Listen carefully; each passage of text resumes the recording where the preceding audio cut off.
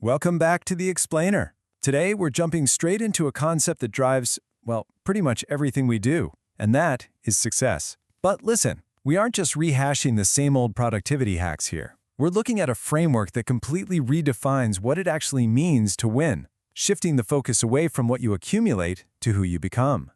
Think about it for a second. What does true success actually look like to you? Like if you hear the word elite, what's the very first image that pops into your head? Is it a massive luxury yacht? A corner office? A bank account with a lot of zeros? Look, society has practically programmed us to picture traditional wealth and power. But what if that entire mental picture is fundamentally flawed? To get to the bottom of this, we're unpacking Ryuho Okawa's highly influential book, The Laws of Success. The subtitle on the English edition really hits the nail on the head: a spiritual guide to turning your hopes into reality. And the Japanese cover asks point blank, what is true success? This is not your standard corporate business manual. It's a global, deeply spiritual approach to achievement that challenges us to look inward to actually manifest those outward results. All right, here is our roadmap for Chapter 1. We're going to hit 4 main areas today: defining true success, walking your original path, love and interest in others, and finally, the power of tireless effort. So let's jump right into Section 1, defining true success and moving beyond the conventional. Conventional success is basically a treadmill that most people are stuck on, right? Chasing the money, the societal status, waiting for that outward validation. But think about it. If your success relies entirely on everyone else clapping for you, you aren't really in the driver's seat. True success completely flips that script. Actually, scratch that, it tears up the script entirely. True success is defined by originality, love for others, and inward effort. It's a massive shift from just acquiring things to cultivating a very specific state of being. So how do we actually pull that off? Well, according to Chapter 1, it all boils down to 3 foundational pillars. Number 1, walk your own original path. Number 2, have an active interest or love in others. And number 3, begin tireless effort, but starting from a familiar first step. If you can master these 3 elements, you are fundamentally redefining your entire trajectory. Moving right along to Section 2, walking your original path and forging your own destiny. True success demands walking an entirely original life path, completely distinct from the crowd. And I know this strikes right at the heart of human nature. We're totally wired to imitate, aren't we? We see someone successful and our brain immediately goes, okay, I need to do exactly what they did. But aiming to be truly elite means consciously deciding to carve out a trail that is 100% yours. Your originality is literally your ultimate competitive advantage. Nobody wins by being a carbon copy. That brings us to Section 3, love and interest in others, or what we're calling the compassion connection. Now, hearing the word love in a framework about success usually raises some eyebrows. It's not exactly a word you hear thrown around in most corporate boardrooms. But in this context, we aren't talking about romance. Love is defined as a genuine, active interest in and compassion for others.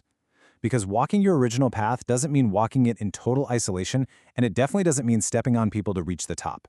You have to anchor your personal ambitions to the well-being and growth of those around you. Because really, elevating others, that is how you tap into a much deeper, sustainable kind of victory. And finally, Section 4, the power of tireless effort and building the foundation. So, how do we take these high-minded ideals and make them real? Step 1 is to identify a familiar, totally accessible first step. Think of it like planting a seed right in your own backyard. Just start with the soil you already know. Step 2, and this is where the magic actually happens, is to apply tireless, incremental effort. You got to water that seed every single day. It's the unglamorous, consistent, grinding work that nobody else sees. But through that repetition, you reach Step 3, turning those hopes into reality. Massive success isn't an overnight thing. It's built on small, relentless actions executed with just immense dedication.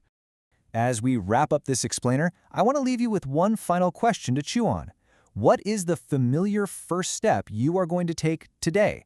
We've seen that true success is about walking an original path, showing active love for others, and putting in the sweat equity right where you are.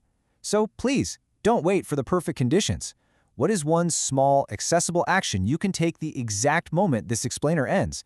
The true elite are already taking that step. Keep learning, keep pushing, and I will catch you in the next explainer. Welcome back to our latest explainer. Today, we're diving straight into a fascinating, globally recognized text to unpack its really unique psychological and spiritual framework for achieving your goals. We're looking at Ryuho Okawa's The Laws of Success, a book that takes a highly specific and, honestly, almost counterintuitive approach to ambition and personal growth. If you've ever felt like you're your own worst enemy, or just somehow standing in your own way, well, the concepts we're about to explore might just completely change how you view your path forward. Now, just to put things into perspective, Ryuho Okawa's work operates on an absolutely massive scale. We aren't just talking about a niche self-help booklet here. This is a major spiritual guide from an author who boasts over 100 million books sold worldwide. You know, when a text reaches that level of global resonance across so many different languages and cultures, it's crucial to figure out exactly what chords it's striking with people. What is it that's drawing millions of readers to these pages? So here is our roadmap for today's explainer. First, the ultimate success theory. 2, conditions for true success. 3, overcoming self-destruction. 4, the joy of the soul. And finally, number 5, moving forward with courage. Let's jump right into Section 1, the ultimate success theory. Right out of the gate, this book positions itself as a comprehensive guide for high achievers. And there's this bold yellow band across the bottom of the Japanese cover that translates to a pretty powerful statement.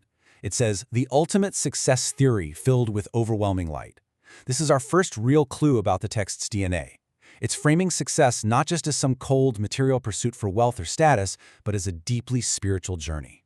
That phrasing, overwhelming light, it suggests clarity, enlightenment, and leaving behind the shadowy hidden obstacles that typically hold us back. And what's really interesting is how Okawa blends those big, overarching spiritual ideas with super practical, day-to-day business concepts. I mean, look at this scope. It goes from deep philosophical questions like, what is true success, right down to incredibly grounded advice on how to be successful at work and thoughts for developing a business. It's literally trying to provide a complete, holistic blueprint from modern society, effectively bridging the gap between the boardroom and the soul. And the conceptual anchor for all of this is beautifully captured in this quote. "When you make this book the lighthouse light of your life, your future hopes will surely become reality." I love that analogy. You know, a lighthouse doesn't actually walk the path for you, it just reveals the safe passage through treacherous waters. The idea here is that guided, spiritual illumination is the absolute key you need to turn your raw hopes into tangible reality. Which brings us to Section 2, conditions for true success. In Chapter 2, Okawa lays out a really profound framework. The crucial takeaway here is that true success isn't just about, say, crafting a better business strategy or simply waking up an hour earlier every day. It actually requires a major internal shift. Before any outward action you take can be truly effective, you have to conquer your own hidden psychological roadblocks. It's very much an inside-out approach to ambition. Let's look closer at those roadblocks in Section 3, overcoming self-destruction. This concept is incredibly counterintuitive to how we normally think about drive and ambition. Okawa posits that to achieve any kind of lasting success, we first have to recognize and then confidently overcome what he calls self-destruction, or jiko hakai in Japanese. But he doesn't just define this as making a few simple mistakes. He defines it as an underlying unconscious human tendency to actually love our own misfortune. Think about that for a second. It's the idea that deep down, a part of us might be actively self-sabotaging because the familiar feeling of failure is somehow safer, or maybe more comforting than the totally unknown territory of actual success. It brings up a fascinating and honestly a pretty uncomfortable question to reflect on. Are you secretly harboring a tendency to love your own unhappiness? It really challenges us to examine our setbacks objectively. Like, are our failures truly due to external factors? You know, a bad economy, a difficult boss, just bad luck? Or is there an internal, unconscious grip on self-sabotage that's actually pulling the strings? So how do we fix this? That's Section 4, the joy of the soul. Once you actually acknowledge that inner obstacle, the text introduces the specific spiritual resolution you need to break free from it. According to Chapter 2, you can't just magically will yourself out of self-destruction. Instead, true success has to be built on a foundational premise, which he calls the joy of the soul. This literally means finding deep spiritual fulfillment through the act of making others happy. It's all about shifting your ultimate motivation away from your own ego and redirecting it toward elevating the people around you. So we're basically dealing with two opposing forces here. On the left side, you've got self-destruction, this inward focus, a dark loop of loving your own misfortune. And on the right, you have the joy of the soul, an outward focus, finding light and joy in making other people happy. This comparison perfectly highlights the necessary mindset shift. You defeat that inward, self-sabotaging tendency by completely overwhelming it with an outward, spiritually generous worldview. You just can't hold on to self-destruction if your absolute primary driving force is the genuine happiness of others. All right, let's tie this all together in Section 5, moving forward with courage. How do we synthesize these deep philosophical concepts into actual forward momentum in our everyday lives? It builds into this highly practical, three-step formula drawn directly from Chapter 2. Step 1. You have to establish the premise of the joy of the soul. Find your joy in making others happy. Step 2. Firmly grounded in that premise, you can confidently overcome your self-destruction and that sneaky tendency to love misfortune. And finally, Step 3. Now that you're free of self-sabotage, you can move forward with courageous action to realize your goals. As we wrap up today's explainer, I want to leave you with a final, provocative thought derived straight from Okawa's framework. I want you to ask yourself honestly, are you unconsciously holding on to misfortune, or are you truly ready to unlock your own success through the joy of others? Keep this lighthouse light in mind as you pursue your own highest goals. Thanks so much for joining me on this explainer, and as always, keep learning. Welcome to today's explainer. You know, we all want success, right? But think about it. How often do we define it entirely by those outside metrics? You know, the bigger bank account, the fancy job title, or just getting more social recognition. But what if true success is actually this completely holistic process? One that literally has to start from deep, deep within your own mind before it ever even has a chance to materialize out in the real world. Well, today, we are going to explore a really fascinating framework that argues exactly that.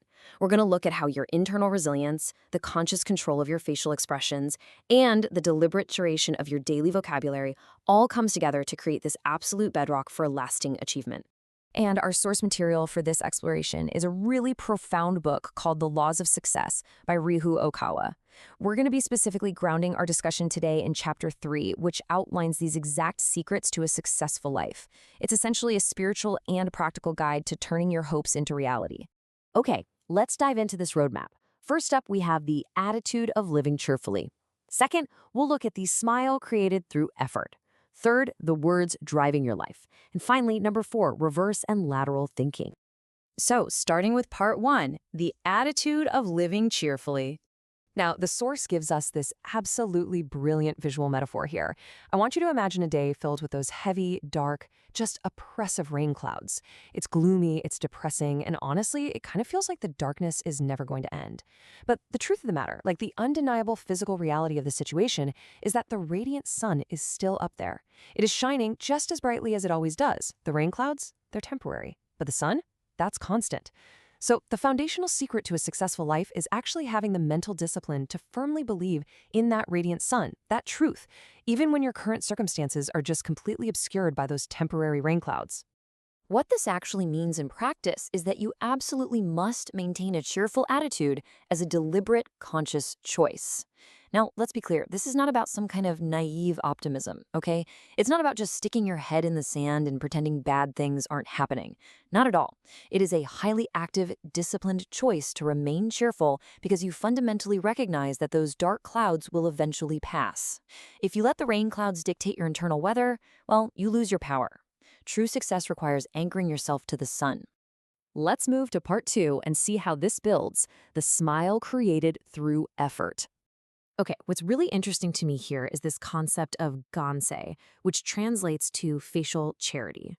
Now, usually we just think of a smile as a reflex, right? Like something good happens, so boom, we naturally smile. But the source completely flips that on its head. A smile is presented here as an actual act of charity. It's a gift that you deliberately give to other people through conscious, intentional effort. It's actually a highly disciplined spiritual tool. So even if you're dealing with your own personal rain clouds, making the effort to offer a warm smile to someone else, that is a profound act of strength. Because by engaging in this facial charity, your smile actively transforms your environment.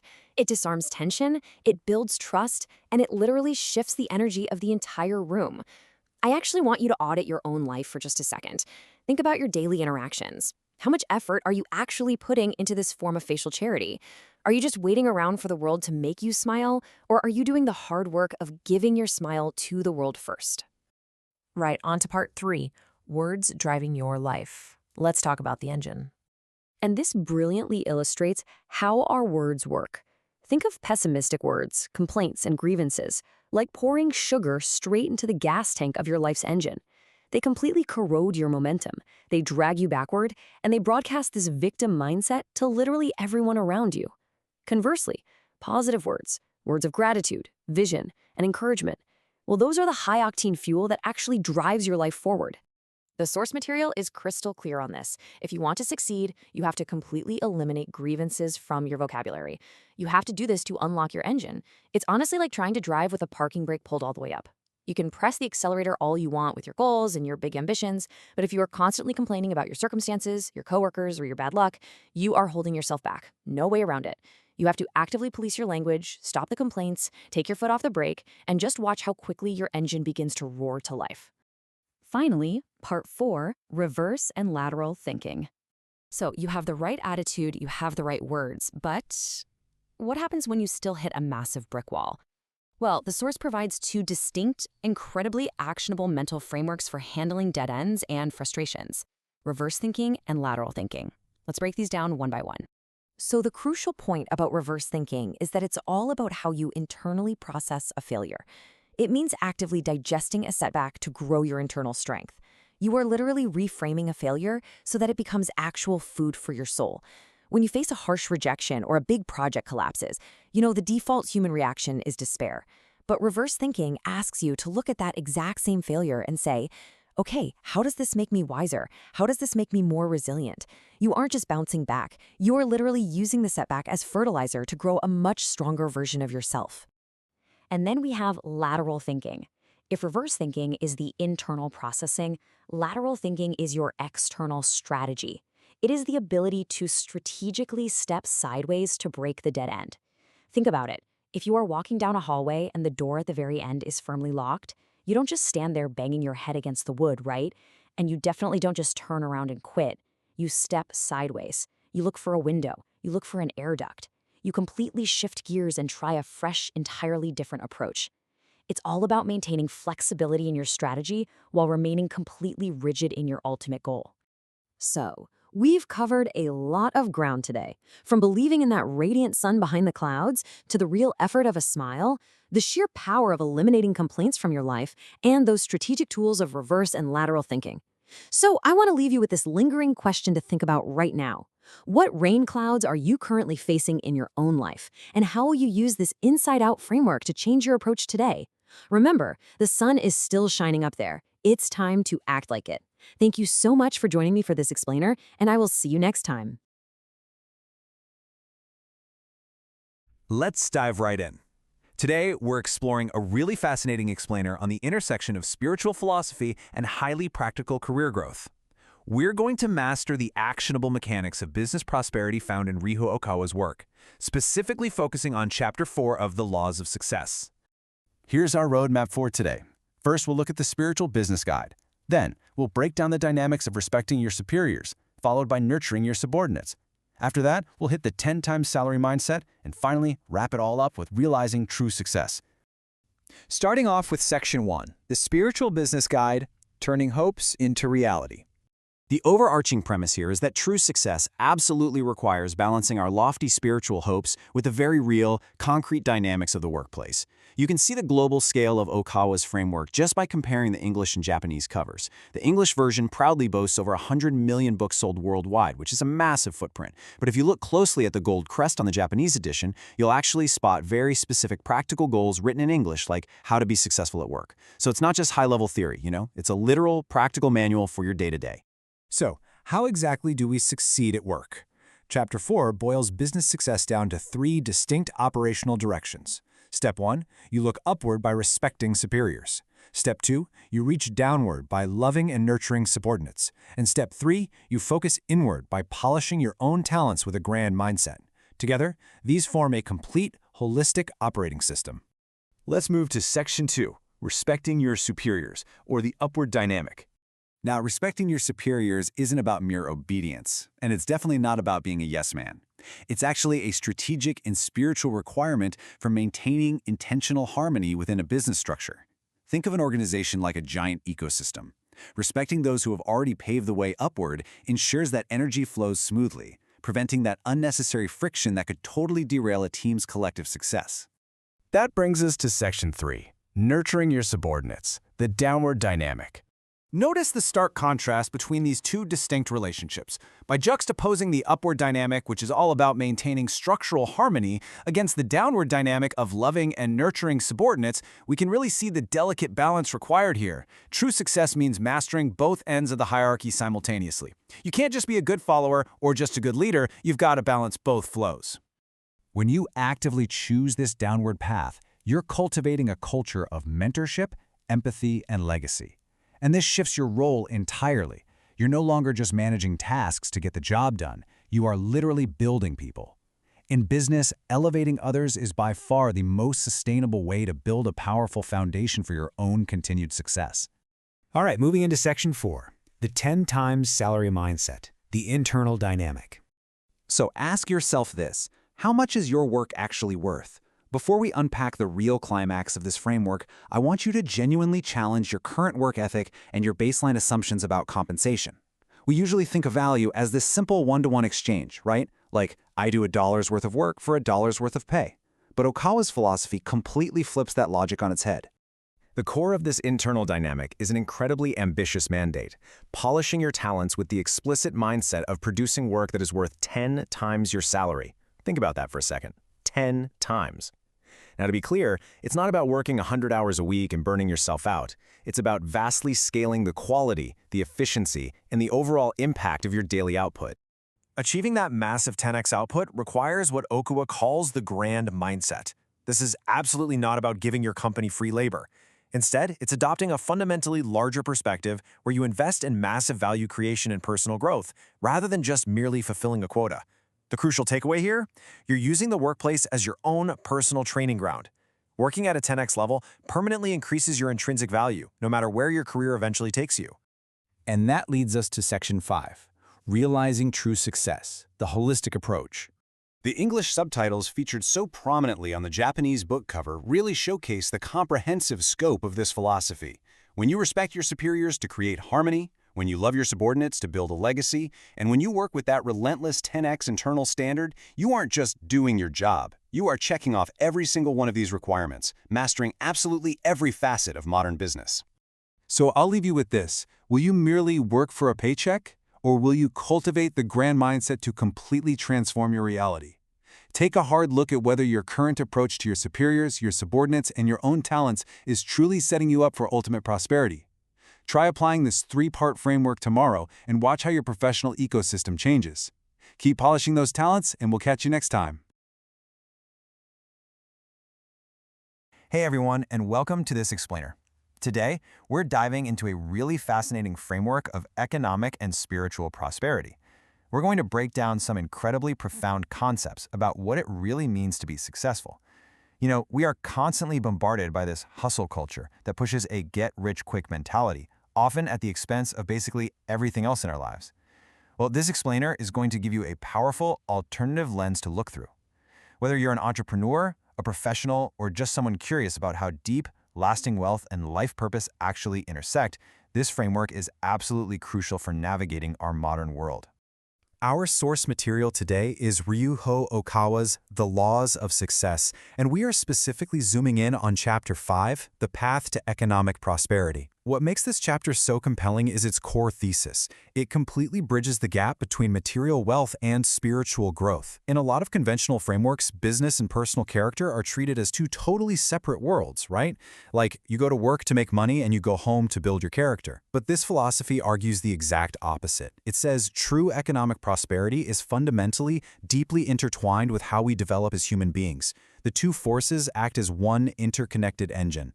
Here's our roadmap for today. We'll be covering the origin and added value, truth and utopia value, the 4 elements turning the economy, the 3 wealths of prosperity, and finally, the 4 conditions of true prosperity. Let's get right into it. Section 1. Origin and added value. All right, let's start at the absolute foundation. Before we can even begin to talk about scaling a business or accumulating wealth, it all rests on the concept of objective value. Now, this isn't about what you personally believe a product or service is worth. Think about it this way. You might spend 100 hours painting a beautiful picture that you personally believe is utterly priceless. That is subjective value. But if no one in the broader market is actually willing to trade their hard-earned money for that painting, it holds absolutely zero objective economic value. Any lasting prosperity has to begin with a solid, unshakable foundation of real, measurable contribution that society actually recognizes and demands. So how does this value actually build? Because it isn't static, right? It's kind of like a ladder. At the very bottom, it originates from basic utility and scarcity. Think of raw materials, like a block of wood or metal pulled from the earth. Then you step up through physical processing. You turn that raw wood into a functional, comfortable chair. But here's where it gets really interesting. The absolute peak of standard economic value happens when you weave human wisdom into the process. Why does a luxury designer chair or the latest Apple iPhone command such a massive premium over basic alternatives? It isn't because the raw plastic or metal is suddenly worth thousands of dollars. It's the human intellect, the sleek design, the usability, and the immense trust baked into the brand. Human wisdom literally multiplies objective value exponentially. Moving right along to Section 2, Truth Value and Utopia Value. Now, this is where the framework takes a massive leap from standard economics and introduces something called truth value. It asks the big question, beyond just making a product look beautiful or function perfectly, does the business actually align with higher universal truths? What does that even look like in the real world? Well, it looks like radical transparency with your customers. It looks like treating your employees with ultimate dignity and respect. It involves ethical sourcing and operating with unwavering integrity. When a company's day-to-day operations actually reflect these kinds of universal truths, it generates truth value. And that creates a deep, unshakable trust with society that goes infinitely further than any standard marketing campaign ever could. And building directly on top of that, we find the absolute peak of value creation, utopia value. This happens when a business goes way beyond just extracting profit from society and actively uses its operations to shape a better, more harmonious world. To picture the gap here, contrast a company that simply sells basic household widgets, which provide standard utility value, with a massive enterprise that, say, pioneers a way to provide clean, free energy. They're solving massive environmental issues while forging unprecedented peace and connection across borders. When your economic activity literally acts as a vehicle to bring society closer to an ideal state, you're generating utopia value. It is business acting as a mechanism for global transformation. Section 3. 4 Elements Turning the Economy. Okay, so to actually achieve those incredible higher forms of value, you need a highly functional economic engine. And this engine is made of 4 critical elements: people, goods, money, and information. You need talented people to execute the grand vision. You need goods or services that possess that high objective value we just talked about. You obviously need money to lubricate the operations, pay the bills, and scale up. But you might be wondering, why is information elevated to the exact same level as money and goods here? Because in our digital age, information is the absolute glue that holds the other 3 together. It's the strategic data that tells your people exactly how to optimize your goods to attract the necessary money. If any one of these 4 pillars is missing, the whole engine is going to sputter and fail. But here's the real kicker. Simply possessing those 4 elements is not enough. The core mechanic of this entire economic theory is putting them into ultra-high-speed rotation. Think of a stagnant economy like a mythical dragon hoarding gold deep inside a cave. The money is there, the goods might be there, but they're entirely static, disconnected. Nothing is happening. True prosperity, on the other hand, is like a vibrant, bustling startup ecosystem. A single dollar changes hands 10 times in a single day, funding people who use cutting-edge information to build entirely new goods, which in turn generates even more money. The elements are constantly, rapidly interacting. The faster and smoother this cycle spins, the greater the overarching prosperity generated for everyone involved. Section 4. 3 Wealths. Bringing Prosperity. When this high-speed engine is humming along, it yields a very specific type of prosperity. And spoiler alert, it's not just a giant bank account. True wealth is actually a perfectly balanced pie made of 3 equal slices: financial money, accumulated wisdom, and the human resources or networks you've built. We've all heard the cautionary tale of the lottery winner, right? They suddenly acquire an absolute mountain of financial wealth overnight. But because they completely lack the accumulated wisdom to manage it, and they don't have a trusted human network to protect it, that wealth just evaporates almost instantly. Yes, financial capital is a crucial slice, but intellectual capital and human capital are equally vital. You absolutely need the whole shebang, all 3 slices simultaneously to sustain real success over time. Finally, Section 5, 4 Conditions of True Prosperity. This brings us to the ultimate checklist for a life well lived in the economic sphere. First, you must have the objective evaluation of society. Your success cannot be a mirage. Society actually has to recognize and willingly reward your real-world contribution. Second, and this is incredibly crucial, you must experience personal character growth. We all know someone who gained immense financial wealth but kind of lost their soul in the process, right? Well, this framework outright rejects that as true success. Your inner self, your integrity, and your character have to elevate directly alongside your outer wealth. Third, you must hold positive social influence. You have to actively use your hard-earned platform, resources, and voice to guide, mentor, and genuinely uplift others. And that brings us to the fourth and final condition. It's the ultimate mirror test, living a life entirely without regrets. Imagine if everything ended today. When you pause to look back at exactly how you generated your wealth, the specific objective value you added to the world, the deep wisdom you gained, and the personal character you painstakingly built, is your conscience completely clear? Are you genuinely proud of the holistic legacy you are leaving behind? I'm going to leave you to reflect on how your own economic journey aligns with that profound question.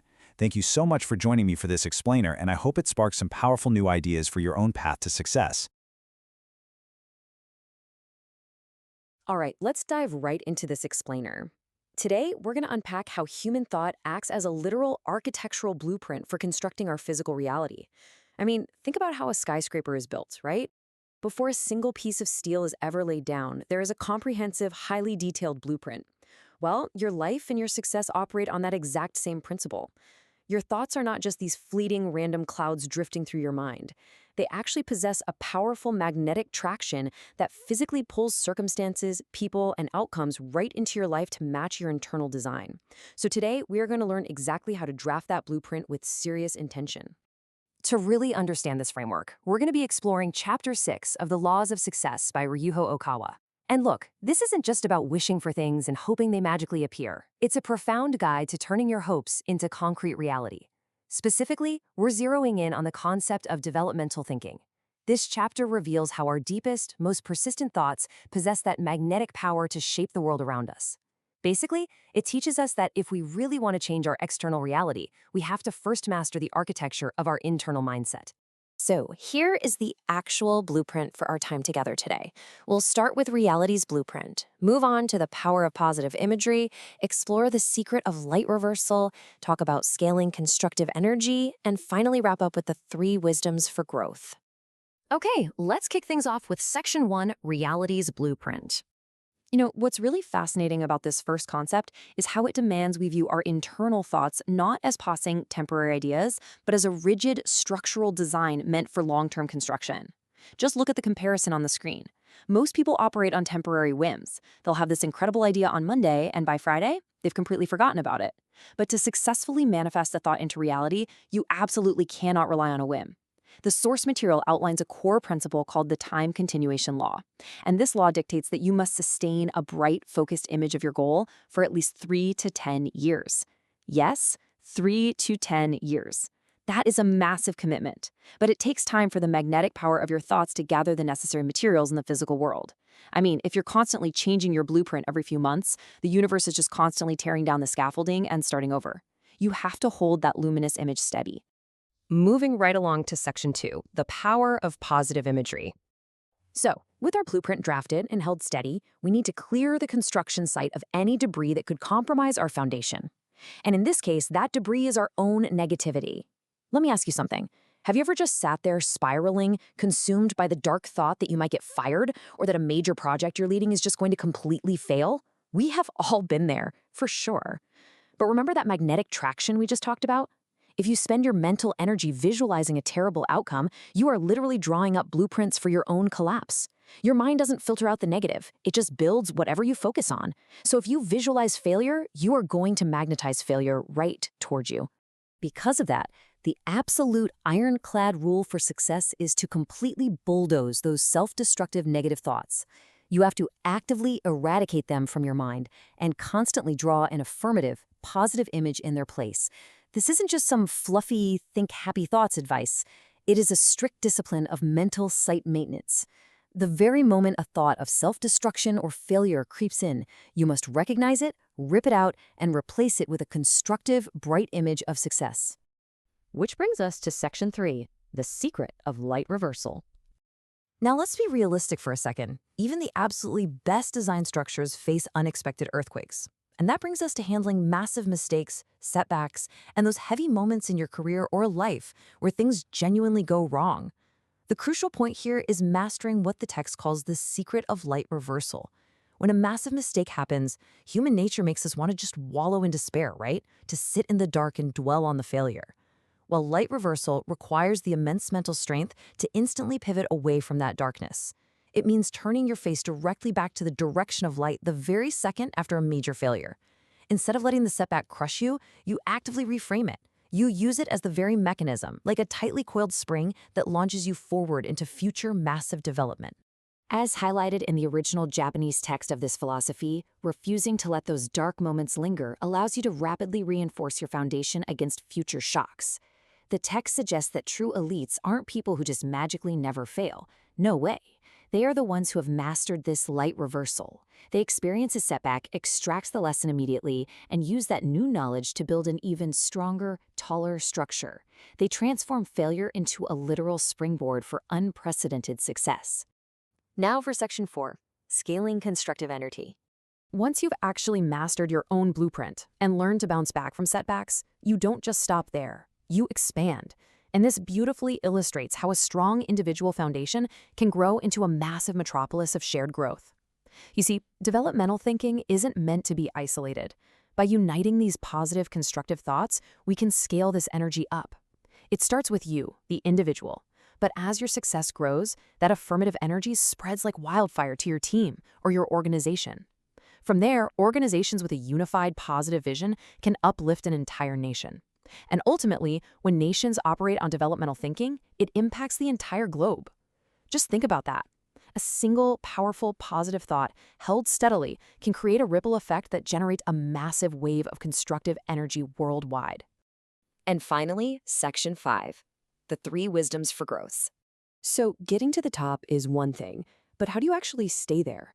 Let's look at how all this builds into a strategy for endless long-term maintenance and prosperity. To achieve truly limitless development, the text reveals that you must constantly operate these 3 wisdoms. First up, when you are in a period of growth, do not hold back. Ride that momentum and expand fully.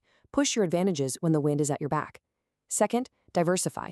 You should never rely entirely on a single skill or a single business line, because if that one pillar crumbles, the whole building comes down. Diversification creates multiple load-bearing walls for your life. And third, always make solid future investments to solidify the foundation. Don't just consume everything you earn today. Invest time, resources, and energy into the bedrock of your tomorrow. Operating these 3 wisdoms simultaneously is the absolute key to endless growth. We've covered a ton of ground today, from the 10-year time continuation law to bulldozing negativity, mastering the secret of light reversal, and applying those 3 wisdoms. But I want to bring it all back to you, right here, right in this very moment. Because your thoughts are actively, magnetically constructing your tomorrow, I want to leave you with this final, provocative thought. Looking honestly at your mindset today, at the images you are holding in your head right now, what reality is your blueprint drawing? Make sure it's a reality you actually want to live in. Thank you so much for joining me for this explainer, and I will catch you on the next one. Hey everyone, welcome back to The Explainer. Today, we're embarking on a genuinely profound journey into the ultimate definition of achievement. We're going to be breaking down Chapter 7 of Ryuho Okawa's teachings on success, and we're specifically zeroing in on a concept that just completely flips our modern everyday hustle culture right on its head. It's all about ultimate self-realization. Okay, let's dive into this. So think about your absolute biggest goals right now. Are you chasing a promotion, a massive bank account, maybe a literal dream house? Well, let me ask you kind of a heavy question. What is the only wealth you can actually take with you to the afterlife? It's a lot to chew on, right? But it immediately challenges our conventional ideas of what it means to be successful. I mean, if we literally can't take our money or our status when our time on Earth ends, what exactly are we working so hard to build? Well, the framework we're exploring today comes directly from this incredibly profound spiritual guide, The Laws of Success by Ryuho Okawa. And what's fascinating is that the Japanese edition literally calls us to aim to be the true elite. But wait, Okawa isn't talking about corporate elites or tech billionaires here. No, he's redefining the term entirely. He's giving us a spiritual blueprint for a kind of success that actually lasts eternally. Here's our roadmap for today. First, we'll look at what is true self-realization. Second, 3 approaches to success. Third, 4 stages of achievement. Fourth, the danger of arrogance. And finally, the ultimate spiritual wealth. All right, starting with Section 1. What is true self-realization? Redefining success. To really grasp this concept, we first have to totally strip away our normal, everyday, honestly kind of selfish definitions of ambition. We have to look way past merely satisfying our own personal desires and comforts. So, true self-realization is defined as a state where personal happiness, the utopianization, meaning the creation of an ideal society, and contribution to the evolution of the great universe are perfectly harmonized and integrated. Let that sink in for a second. This isn't just about snagging a corner office. This is about taking your personal goals and aligning them directly with a massive cosmic purpose. It's a complete integration of the micro and the macro. Now, what's really interesting about this slide is how these 3 core elements actually interlock. You don't sacrifice your personal happiness here. Enhancing it is actually step 1. But it doesn't stop there. That personal joy and success must spill over into creating a better society, what Okawa calls the utopianization of society. And ultimately, that societal betterment has to contribute to the evolution of the universe itself. So true self-realization means these 3 elements are perfectly balanced. Your ambition isn't just for you anymore, it becomes literal fuel for the cosmos. Moving right along to Section 2, 3 approaches to success, the mechanics of achievement. Now that we've got this grand cosmic blueprint, how do we actually pull it off, right? We need to understand the real-world mechanics of how to build this structure in our daily lives. So the teachings outline 3 distinct approaches to make this happen. First up is self-effort. This is your absolute foundation, relying on your own intellect, your own action, and your own drive. You simply have to put in the work, but self-effort definitely has human limits. So the second approach is systematization. That means bringing in experts, delegating, and building systems that multiply your initial efforts. And finally, the third approach is gathering like-minded peers. Think of the experts and these peers as your necessary scaffolding. You can't build a towering skyscraper all by yourself. You need a dedicated team aligned with your cosmic vision to build something that truly lasts. Next up, Section 3, 4 stages of achievement, the journey of the soul. We can really look at this as the hero's spiritual journey. It's a structured, developmental arc that takes us from raw, unrefined energy all the way up to continuous, infinite growth. Let's walk through these 4 stages linearly. Step 1 is willpower and guts. Everything starts with a spark, a sheer desire to push forward. Step 2 requires channeling that raw grit into a clear vision and ideals. You absolutely need a specific target. Then, step 3 is figuring out the rational means to get there, so the strategy, the planning, the execution. Now imagine you've done all that. You hit your target, you've achieved your biggest earthly goal at step 3. Most people would just stop, relax, and celebrate. But step 4 is the next development. True self-realization is never stagnant. Achieving one peak simply reveals the next mountain to climb. It demands an ever further expansion of your soul. Which brings us to Section 4, the danger of arrogance, the ultimate trial. Every hero on a journey faces a boss battle, right? But in this spiritual framework, the biggest threat to your success isn't a bad economy or your competitors. The ultimate threat comes from entirely within yourself, and this brilliantly illustrates that internal battle. On one side, we have arrogance and conceit, ego, self-interest, and stagnation. When you start achieving success, man, it is incredibly easy to let it go to your head. You start thinking you did it all on your own. This arrogance is pure poison to your spiritual growth. But on the other side is the absolute antidote, the beginner's mind. The teachings stress that we must never forget our original intentions. We have to maintain humility, express deep gratitude for the immense support we've received from others, and continuously seek to learn. Staying humble isn't just a nice character trait. It acts as an active, protective shield for your success process. This brings us to a really fascinating, punchy phrase from the text, desire without greed. It sounds a bit like a paradox, doesn't it? But it's actually incredibly powerful. See, true self-realization requires massive ambition, a burning, undeniable desire to improve the world and contribute to the universe. But, and this is key, it requires zero personal selfishness. You are intensely driven to succeed, not to inflate your own ego or line your pockets with gold, but to be of greater service. It is literally ambition purified. Finally, we arrive at Section 5, the ultimate spiritual wealth, the final evaluation. It's time to zoom all the way out to the cosmic perspective and return to that really heavy question we asked at the very beginning of this explainer. What actually lasts? As humans, we spend so much time and energy chasing temporary earthly wealth, money, status, material possessions. So the crucial point is that when we finish our time on Earth and return to the spiritual world, every single bit of that gets left behind. The only thing you can actually take with you is eternal spiritual wealth, which really boils down to just two things: the experiences you gained and the character you built. The ultimate evaluation of your self-realization isn't your net worth or your job title. It's simply how much you elevated your character during this lifetime. Did you become a wiser, kinder, and more enlightened soul? Which leaves us with this final provocative thought. How are you building your true wealth today? Are you entirely focused on the temporary, fleeting things, or are you doing the hard, humble, and beautiful work of building your eternal character? I highly encourage you to take this framework of ultimate self-realization and apply it to your own life's journey. Align your personal happiness with a greater cause, stay incredibly humble, and build something that truly lasts forever. Thanks for diving into this explainer with me, and I challenge you to go out there and keep building that true wealth. Have you ever felt like climbing the corporate ladder means, leaving a little piece of your soul behind? Well, welcome back to another explainer. Today, we're taking some truly fascinating concepts and breaking them down into clear, actionable insights. I'm so thrilled you're here because we are unpacking a really compelling paradigm shift. We're diving into Chapter 8 of Ryuho Okawa's Modern Success Philosophy, and we're going to shift our perspective completely away from those ruthless, cutthroat corporate metrics. Instead, we're exploring a much more holistic, developmental ladder of leadership. If you've ever felt like the traditional definitions of success are just missing a human element, you're going to find this framework absolutely fascinating. So, to ground our exploration today, we are drawing directly from The Laws of Success by Ryuho Okawa.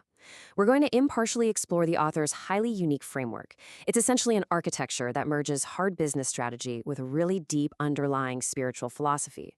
Now, we aren't here to endorse a specific viewpoint, but rather to break down this intriguing definition of success, just so you can understand exactly how these two seemingly totally different worlds intertwine in the text.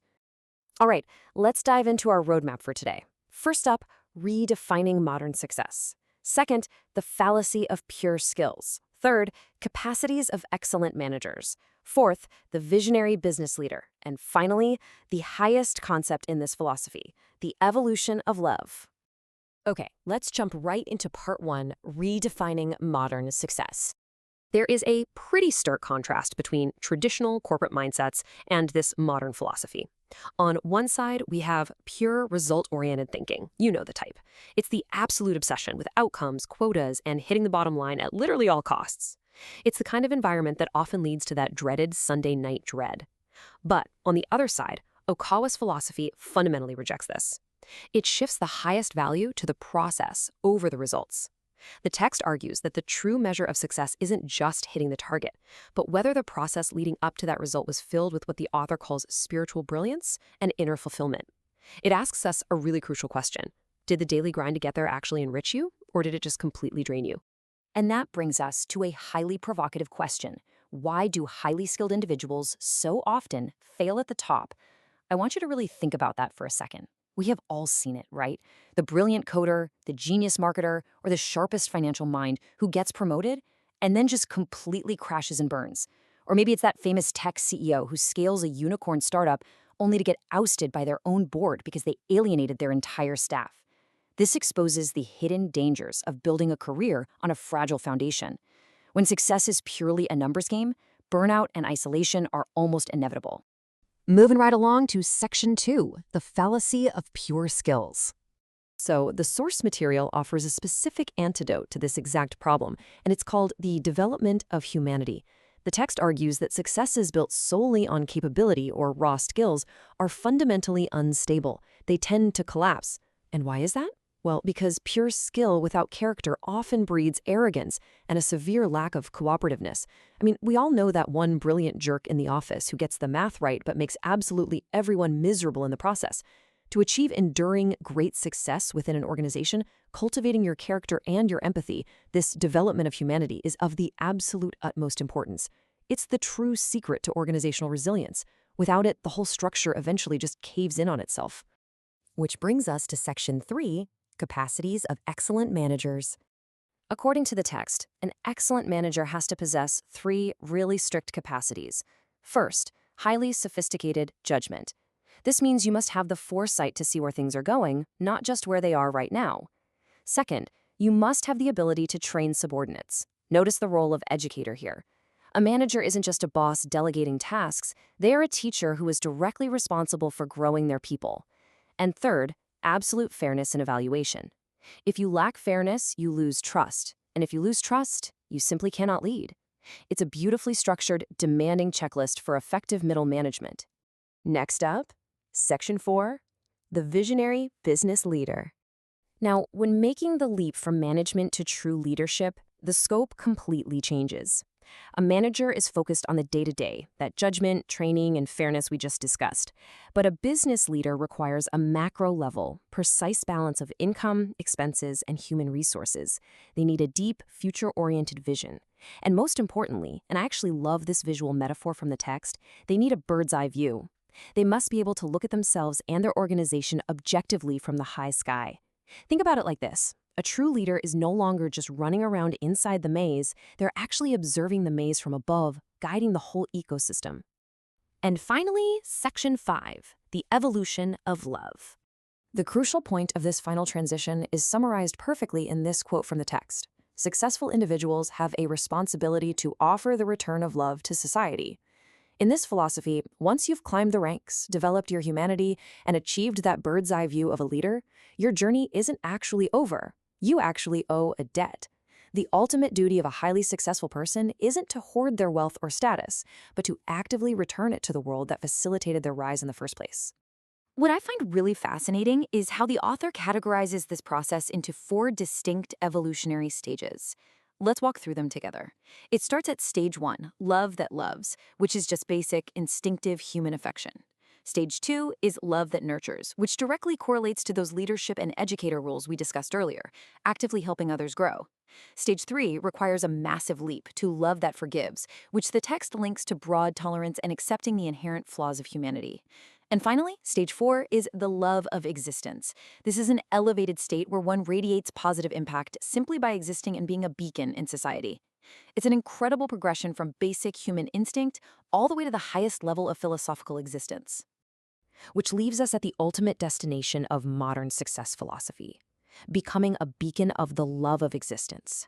We've traveled from rejecting pure result-oriented metrics to developing our inner humanity, mastering management, gaining the leader's bird's-eye view, and finally reaching a point where success is defined by the profound positive energy we radiate out into the world.